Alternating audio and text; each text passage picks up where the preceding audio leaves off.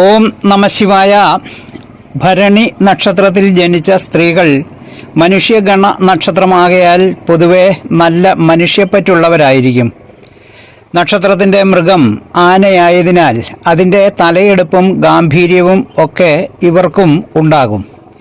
ആനയ്ക്ക് അതിൻ്റെ പിൻഭാഗം കാണാൻ കഴിയില്ല എന്നതുപോലെ ഇവർക്കും ഇവരെ സംബന്ധിച്ച പല കാര്യങ്ങളും അറിയാൻ കഴിയുകയില്ല. ഈ നക്ഷത്രത്തിൻ്റെ നാഥൻ ശുക്രൻ ആകയാൽ ശുക്രൻ പ്രദാനം ചെയ്യുന്ന എല്ലാ സുഖ അനുഭവങ്ങളും ലൗകിക സമൃദ്ധിയും ഇവർ അനുഭവിക്കുക തന്നെ ചെയ്യും.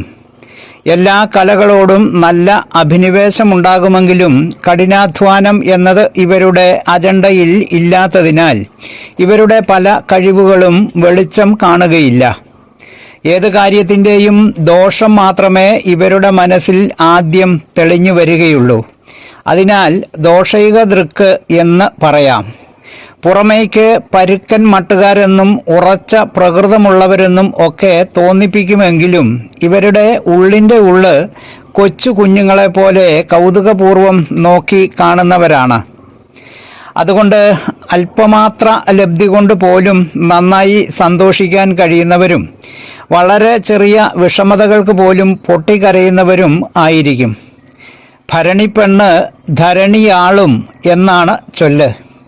ഈ നാളിൽ ജനിച്ച സ്ത്രീകൾ വളരെ ഉയർന്ന കാര്യപ്രാപ്തി പ്രകടിപ്പിക്കുന്നവരാണ്.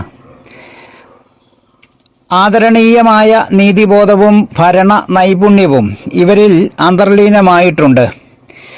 ഭരണി ക്രൂര നക്ഷത്രങ്ങളിലൊന്നാണ്. അതിനാൽ അല്പം പിടിവാശിയും വൈരാഗ്യബുദ്ധിയും ജന്മസിദ്ധമാണ്. ഇവരുടെ കുടുംബജീവിതം സമാധാനപൂർണമൊന്നും ആയിരിക്കുകയില്ല. മധ്യമ രഞ്ജുവിൽപ്പെട്ട നക്ഷത്രമാകയാൽ വിവാഹത്തിന് കാലതാമസം നേരിടുകയോ ദാമ്പത്യത്തിൽ ചില പൊരുത്തക്കേടുകളോ ഉണ്ടായി എന്ന് വരാം.